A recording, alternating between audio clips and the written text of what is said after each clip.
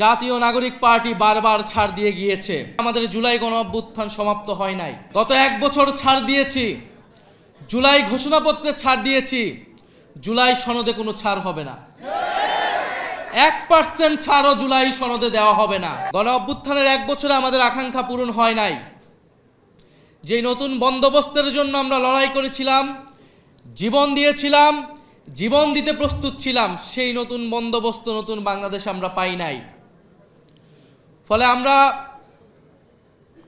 সেই সময় থেকে এখন পর্যন্ত বলে এসেছি, এই জন্য আমাদের জুলাই গণ অভ্যুত্থান সমাপ্ত হয় নাই। আমাদের এই লড়াই, তরুণদের এই লড়াই, এই দায়িত্ব সমাপ্ত হয় নাই।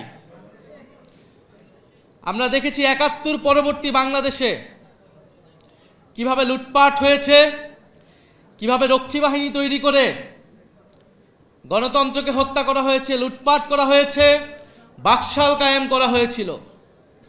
আমরা দেখেছি ৯০-এর গণ অভ্যুত্থানের পরেও যেই প্রতিশ্রুতি জনগণকে দেওয়া হয়েছিল, ছাত্র সমাজকে দেওয়া হয়েছিল, সেই প্রতিশ্রুতি রক্ষা করা হয় নাই।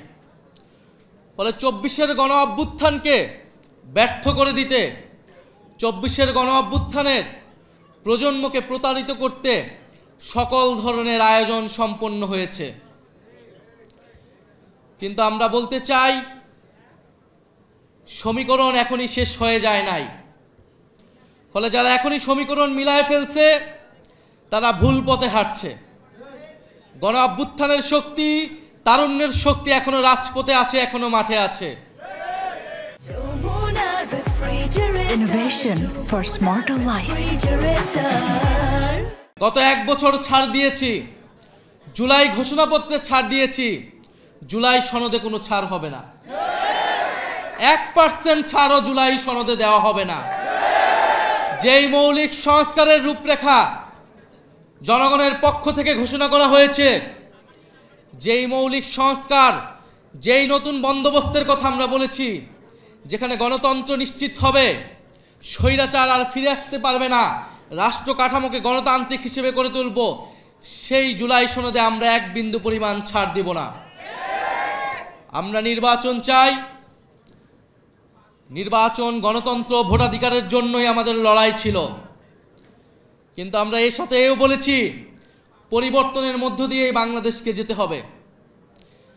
বাংলাদেশের এই মুহূর্তে সবচেয়ে বড় সংকট হচ্ছে স্থিতিশীলতা এবং জাতীয় ঐক্য ধরে রাখা। যদি রাজনৈতিক দলগুলো, রাজনৈতিক শক্তিগুলো নিজেদের মধ্যে জাতীয় ঐক্য ধরে রাখতে না পারে, দেশের স্থিতিশীলতা নিশ্চিতে নিজেদের মধ্যে ছাড় দেওয়ার মানসিকতা তৈরি না হয়, ফলে আরেকটি ১-১১ আসবে। কারণ আমরা ইতিহাসে এটাই দেখেছি।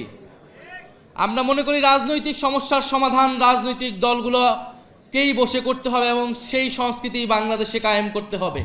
যদি রাজনৈতিক দলগুলো ব্যর্থ হয়, লাভবান হবে ডিজিএফআই, লাভবান হবে অরাজনৈতিক শক্তি, লাভবান হবে বিভিন্ন বৈদেশিক শক্তি। আমরা গণ অভ্যুত্থানের ফলে যেই জাতীয় ঐক্যের স্বার্থে, বাংলাদেশের স্থিতিশীলতার স্বার্থে গত 1 বছর ধরে গণ অভ্যুত্থানের শক্তি, বৈষম্য বিরোধী শক্তি, জাতীয় নাগরিক পার্টি বারবার ছাড় দিয়ে গিয়েছে।